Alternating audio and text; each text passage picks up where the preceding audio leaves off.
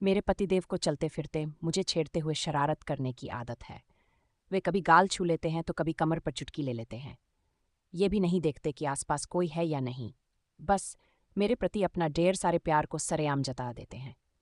मेरे मना करने पर या शर्म करो कहने पर कहते हैं, अरे यार, अपनी खुद की बाकायदा बीवी को छेड़ रहा हूं, कोई राह चलती लड़की को नहीं, और प्यार जता रहा हूं, सता नहीं रहा।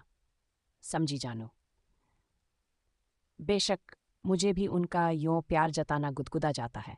कभी चुपके से मैं भी इनकी पप्पी ले लेती हूँ। हम मियाँ बीवी जो है। पर एक दो बार मैंने नोटिस किया है कि मेरी कामवाली सुनीता हम पति पत्नी की ये अटखेलियां दरवाजे के पीछे खड़ी रहकर छिप छिप कर देखती है। पहले तो मुझे लगा कि ये मेरा भरम है, पर अब तो सुनीता ऐसी हरकतें बार बार करने लगी थी। वैसे सुनीता बहुत अच्छी है, स्वभाव भी मिलनसार और काम भी परफेक्ट, कभी शिकायत का मौका नहीं देती। जब वह कुमारी थी तभी से हमारे घर में काम कर रही है। अभी 1 साल पहले ही उसकी शादी हुई थी। ससुराल यहीं पास ही में है, तो शादी के बाद भी सुनीता ने काम नहीं छोड़ा। वह हमारे परिवार से घुल मिल गई है। दरअसल कुमारी लड़कियों को ऐसी हरकतें देखने की उत्सुकता रहती है, पर सुनीता की तो अब शादी हो गई है। उसका पति भी उसे प्यार करता होगा, शारीरिक सुख देता होगा। फिर हमें प्यार जताते देखने की इतनी ललक क्यों है? मैंने अपने पति गोपाल को इस बारे में बताया भी, पर उन्होंने बात को मजाक में टाल दिया। पर मैं अब सतर्क हो गई थी। जब सुनीता काम करने आती थी तब मैं अपने पति से दूरी बनाने की कोशिश करती थी। यूं ही साल भर बीत गया। एक दिन बिना बताए सुनीता काम पर नहीं आई। आज तक ऐसा कभी नहीं हुआ, क्योंकि जब छुट्टी लेनी होती है तब वह बताकर जाती है या फ़ोन कर देती है। हमने सोचा कि आ गया होगा कोई काम, पर जब वह दूसरे दिन भी नहीं आई तो मैंने उसके पति को फ़ोन लगाया, पर कोई रिप्लाई नहीं। मैंने गोपाल से कहा, चलिए ना सुनीता के घर, मुझे फ़िक्र हो रही है। जरूर कुछ हुआ है, वरना सुनीता यो बिना बताए कभी छुट्टी नहीं लेती। इनको ज़्यादा फिक्रें थी, तो बोले, अरे पूनम, कोई दूसरी काम वाली रख लो न यार, कहाँ दूसरों के झमेलों में पड़ती हो। मुझे ऑफिस के लिए देर हो रही है, मैं चलता हूँ। पर मेरे मन को चैन नहीं था, तो इनके ऑफिस जाते ही मैं एक्टिवा लेकर निकल गई। एक बार भारी बारिश थी तो हम सुनीता को गाड़ी में छोड़ने गए थे। पास वाली बस्ती में ही रहती है, इसलिए घर देखा हुआ था। मैंने एक्टिवा गली के नाके पर पार्क की और छोटी सी पगडंडी पर चलते हुए उसके घर पहुंची। देखा तो सुनीता की सास आंगन में बैठी लहसुन छिल रही थी। मैंने पूछा, मौसी सुनीता कहाँ है? 2 दिन से काम पर नहीं आई। ये सुनते ही मौसी तुनक कर खड़ी हो गई और दहाड़ते हुए बोली, नाम मत लो उस कुलटा का, हमारी इज्जत पर पानी फेर दिया उस कर्मजली ने। मैंने हकीकत जाननी चाहिए, पर वे तो सुनीता को गालियां देती मेरे मुंह पर दरवाजा बंद करके घर के भीतर चली गई। पड़ोस के घर में खड़ी एक लड़की चुपके से मुझे देख रही थी। मैं उसके पास गई तो वह भी दरवाजा बंद करने लगी, पर मैंने धक्का देकर दरवाजा खोल दिया और पूछा, अगर तुम्हें पता हो तो सिर्फ इतना बता दो कि सुनीता कहाँ है। सरकारी अस्पताल में, कहकर वह लड़की दरवाजा बंद करके चली गई। मैंने एक्टिवा ली और सरकारी अस्पताल आ गई। कितनी देर इधर उधर भटकते हुए मुश्किल से सुनीता को ढूंढा। देखा तो वहां पुलिस भी थी। मुझे कुछ समझ में नहीं आ रहा था कि सुनीता ने ऐसा क्या किया होगा। मैं नज़दीक गई तो मुझे देखकर सुनीता ने शर्म के मारे चेहरा दूसरी तरफ कर लिया। मैं एक कुर्सी पर बैठ गई और सुनीता से कहा, इधर देखो। सुनीता नजरें झुकाए बोली, मैडम, आप यहाँ। मैंने कहा, जब तुमने कोई खबर नहीं दी तो मुझे आना ही पड़ा, बताओ भी क्या हुआ है? कहीं गिर विर गई या किसी ने मारा? एक एक बात बताओ। सुनीता ने कहा, मैडम सब बताऊंगी, थोड़ी ठीक हो जाऊं फिर घर आती हूं, यहाँ कुछ बताना ठीक नहीं। मेरी बात सुनकर आप ही इंसाफ करना कि मैं सही हूं या गलत। मुझे लगा कि शायद कोई गंभीर बात है, इसलिए मैंने कहा, ठीक है, मैं इंतज़ार करूंगी। ये ले 3,000 रुपए रख, और किसी भी चीज़ की ज़रूरत हो तो फ़ोन करके बता देना। और मैं घर आ गई।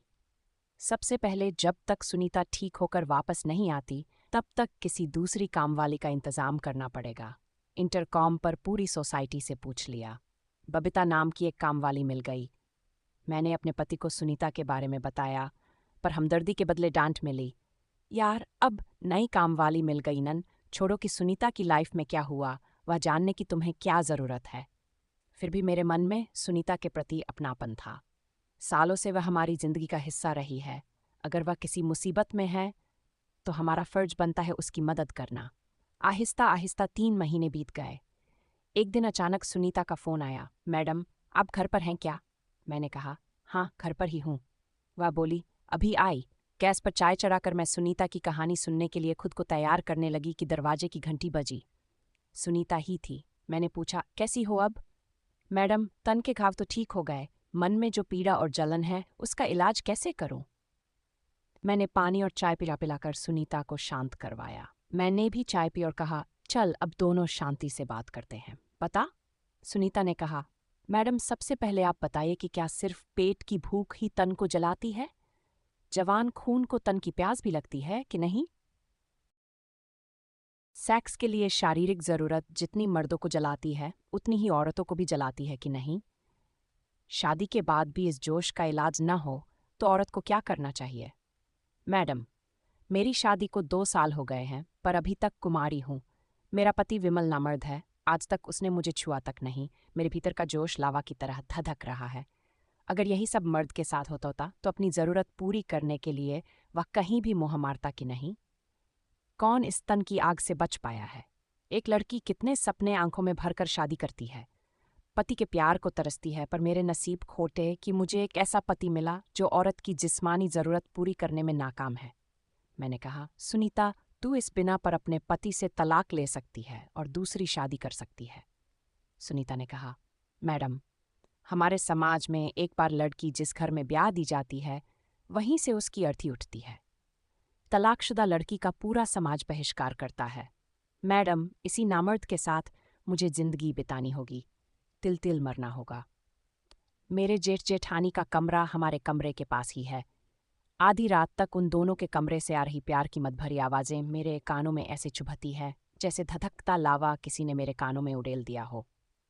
जेठ जी के बदन मसलने पर जेठानी के मुंह से निकलती आहें और सिसकियां मेरे भीतर हवस की ज्वाला भड़का देती हैं। मैं बेकाबू सी अपने पति से लिपटकर उनको जोश में लाने की कोशिश करती हूँ, पर उस ठंडे समंदर में उफान उठता ही नहीं। आपको शायद पता होगा कि साहब जब आपको छेड़ते और शरारत करते थे तब मैं चुपके से देखती थी।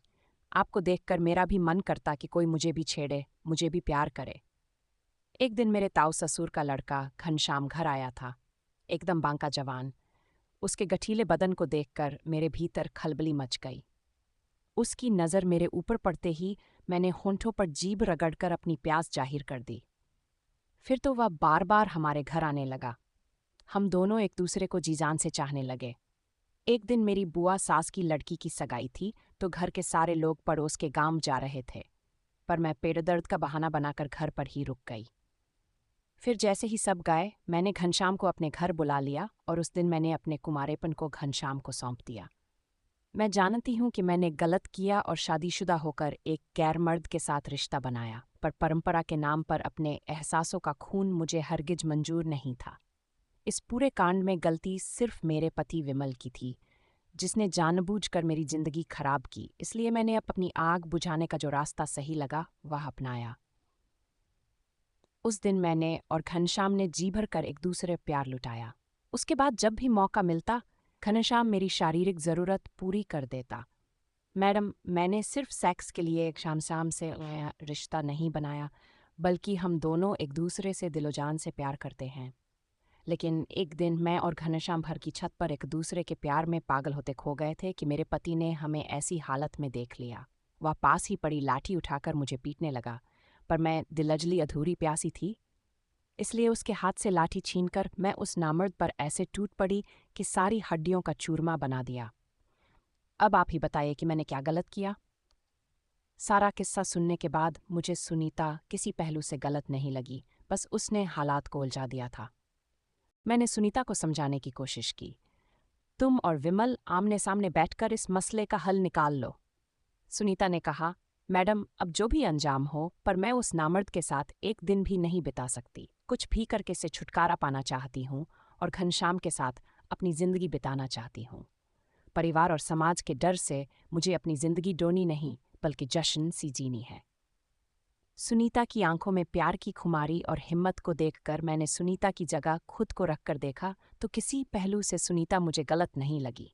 मैंने उससे कहा, देखो, तुम गलत बिल्कुल नहीं हो। प्यार और जंग में सब जायज़ है। शादी टूटने में हर बार औरत ही जिम्मेदार नहीं होती, बल्कि इस तरह थोपा गया रिश्ता टूट जाए वही सही है। सुनीता मेरे गले लगते हुए बोली, मेरी भावनाओं को समझने के लिए बहुत बहुत धन्यवाद मैडम। अब मुझ में हिम्मत आ गई है।